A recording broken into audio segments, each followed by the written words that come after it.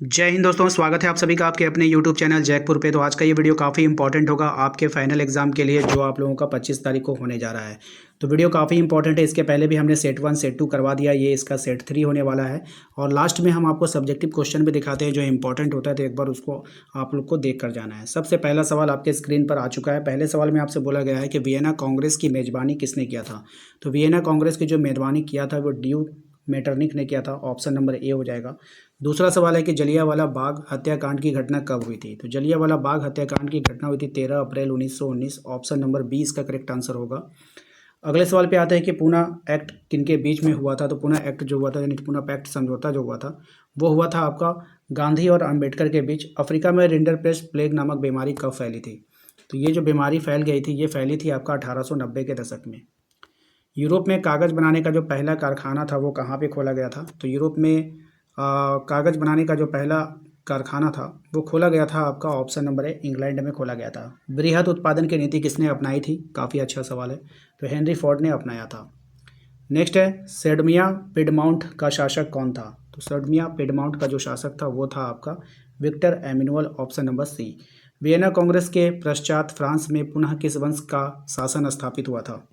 Correct answer हो जाएगा बुर्बो वंश का। यूनान को एक स्वतंत्र राष्ट्र की घोषणा कब घोषित कर दिया गया था। तो यूनान को जो स्वतंत्र राष्ट्र घोषित किया गया वो 1832 में किया गया था। नेक्स्ट आते हैं, अगले सवाल है हमारा। अगला सवाल, ब्रिटिश भारत में गिरमिटिया श्रमिकों की व्यवस्था किस वर्ष समाप्त हुई। तो ये जो समाप्त हुआ था ये हुआ था आपका 1921 में। ऑप्शन नंबर बी हो जाएगा। पंजाब में भूमि निम्नीकरण के प्रमुख कारण क्या है। तो पंजाब में भूमि निम्नीकरण का जो प्रमुख कारण होगा वो हो जाएगा अति सिंचाई। ऑप्शन नंबर सी। नेक्स्ट है, राष्ट्रीय वन नीति के अंतर्गत कितना प्रतिशत भौगोलिक वन क्षेत्र वंचित है। करेक्ट आंसर हो जाएगा ऑप्शन नंबर सी, 27%। कौन सी संस्था पौधों और प्राणियों को विभिन्न श्रेणियों में बांटती है। तो कौन सी संस्था बांटेगी। तो IUCN बांटती है। Option number B. हीराकुंड बांध किस नदी पर बनी हुई है। तो हीराकुंड बांध जो बनी हुई है वो महानदी के ऊपर बंधी हुई है। निम्न में से कौन प्राचीन जल संग्रहण तकनीक नहीं है। तो कौन नहीं होगा। तो यहाँ पर बहुउद्देशीय बांध जो प्रबंधन होता है ये नहीं होता है।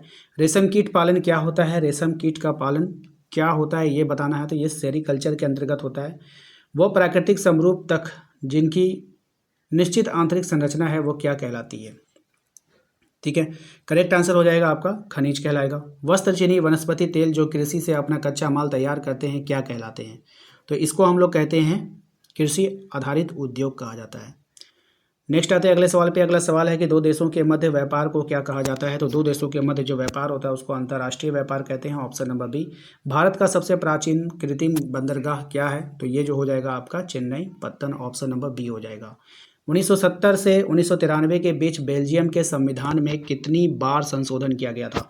तो ये जो संशोधन हुआ था ये हुआ था 4 बार संशोधन हुआ था। सत्ता के क्षैतिज वितरण से आपका क्या तात्पर्य है। तो सत्ता के जो क्षैतिज वितरण था इसका तात्पर्य है आपका कार्यपालिका, विधायिका और न्यायपालिका। नेक्स्ट आते हैं, राज्य पुनर्गठन आयोग की रिपोर्ट कब लागू की गई थी। तो राज्य पुनर्गठन आयोग का जो रिपोर्ट लागू किया गया वो 1956 में लागू किया गया था। भारत में राजनीतिक दल को मान्यता कौन देता है। तो भारत में जो राजनीतिक दल को जो मान्यता देता है वो देता है आपका राष्ट्रपति। Option number C, sorry, option number A हो जाएगा। नेक्स्ट आते हैं अगले सवाल पे। अगला सवाल है आपका, ऐसी सरकार जो एक से ज़्यादा राजनीतिक दलों से मिलकर बनती है क्या कहलाती है। मोस्ट इंपॉर्टेंट रहेगा एग्जाम के लिए, तो इसको हम लोग बोलते हैं गठबंधन सरकार। कौन सा तारीख किसी लोकतंत्र के राजनीतिक सुधार कौन सा त्रिक है ना, कौन सा परिवर्तन, हाँ, कौन सा तारीख किसी लोकतांत्रिक राजनीतिक सुधार लाने के लिए बेहतर होता है। तरीका होना चाहिए यहाँ पर, ठीक है, तारीख नहीं होगा। राइट आंसर हो जाएगा सुधार के लिए कानून बनाना। ठीक है, चलिए। बोल्बिया के जलयुद्ध किसके खिलाफ था। तो बोल्बिया का जो जलयुद्ध हुआ था वो पानी के निजीकरण के खिलाफ था। ऑप्शन नंबर ए हो जाएगा। लोकतांत्रिक सरकारें होती है, लोकतांत्रिक सरकार जो होती है वो क्या होती है। तो वो जो होता है आपका उत्तरदायी सरकार, जिम्मेदार सरकार, वैध सरकार। तो उपरोक्त में से सभी हो जाएगा। नेक्स्ट आते हैं अगले सवाल पे। अगला सवाल है आपका कि केंद्र और राज्य के बीच होने वाले विवादों का निपटारा कौन करेगा। तो इनके बीच होने वाले विवादों का निपटारा न्यायपालिका करेगा। Option number D. अगले सवाल पे आते हैं, भारतीय संविधान के अनुसूचित भाषाओं की संख्या कितनी है। तो भारतीय संविधान में अनुसूचित भाषाओं की जो संख्या होगी वो 22। नेपाल में सन 2006 अप्रैल माह में आंदोलन का कारण क्या था। तो यहाँ पे जो आंदोलन हुआ उसका कारण था लोकतंत्र को स्थापित करने के लिए। ठीक है, क्वेश्चन नंबर आते हैं 32 में। कहा जा रहा है कि एक उद्योगपति के लिए विकासात्मक लक्ष्य क्या हो सकता है। करेक्ट आंसर हो जाएगा इसका बिजली बिल प्राप्त करना। ठीक है, उद्योग वो चला रहा है तो बिजली बिल उसको भरना होगा। सामान्यतः किसी देश का विकास किस आधार पर निर्धारित किया जा सकता है? तो किसी देश का जो विकास निर्धारित होगा प्रति व्यक्ति आय पर, लोगों की स्वास्थ्य स्थिति पर, औसत साक्षरता दर पर, तो इनमें से सभी इसका करेक्ट आंसर होगा। अगला सवाल है आपका कि प्राकृतिक उत्पादकों को विनिमय के माध्यम से उपयोगी माध्यम में उपयोगी वस्तुओं में बदलना किस क्षेत्र में आता है? तो ये जो हो जाएगा आपका द्वितीय क्षेत्र में आ जाएगा। मान लो नेचर से कोई चीज़ आप लेते हो, उसका प्रोडक्शन करते हो, जैसे हम लोग गन्ना को लेंगे और चीनी बनाएंगे, तो ये द्वितीय क्षेत्र में आएगा और गन्ना प्राथमिक क्षेत्र में आ जाएगा। ठीक है, जीडीपी का मतलब क्या होता है? तो जीडीपी का जो मतलब होता है वो होता है आपका सकल घरेलू उत्पाद। ऑप्शन नंबर 20 का करेक्ट आंसर हो जाएगा।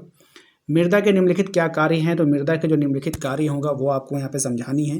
तो हो जाएगा विनिमय भुगतान का माध्यम, सॉरी मृदा नहीं होगा, मुद्रा होगा। ठीक है, ये सही कर लेना, मुद्रा का मूल्य मापक, विलोपन, विलोषक, भुगतान का मान, उपरोक्त में से सभी। ठीक है, यहाँ पर भी प्रिंटिंग मिस्टेक है। नेक्स्ट आते हैं अगले सवाल पे कि आय और उपयोग का अंतर क्या कहलाता है? तो आय और उपयोग का जो अंतर कहलाएगा वो बचत कहलाएगा। विश्व व्यापार संगठन के प्रमुख कार्य क्या हैं? तो विश्व व्यापार संगठन का जो प्रमुख कार्य होगा, विश्व व्यापार को बढ़ावा देना, विश्व व्यापार संबंधी नियमों को बनाना, विदेशी निवेश के उदारीकरण का समर्थन करना, उपरोक्त में से सभी इसका करेक्ट आंसर होगा।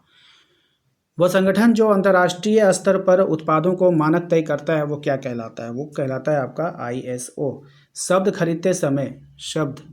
खरीदते समय हम कौन सा निशान देखेंगे? शब्द यहाँ पे गलत हो गया, यहाँ पे हो जाएगा आपका सामान खरीदते समय क्या देखना होगा। ठीक है, तो यहाँ पर हो जाएगा इसका 1 मार्क देखेंगे। ठीक है, नेक्स्ट हो जाएगा वैश्वीकरण देशों के बीच निम्नलिखित की तीव्र गति होती है।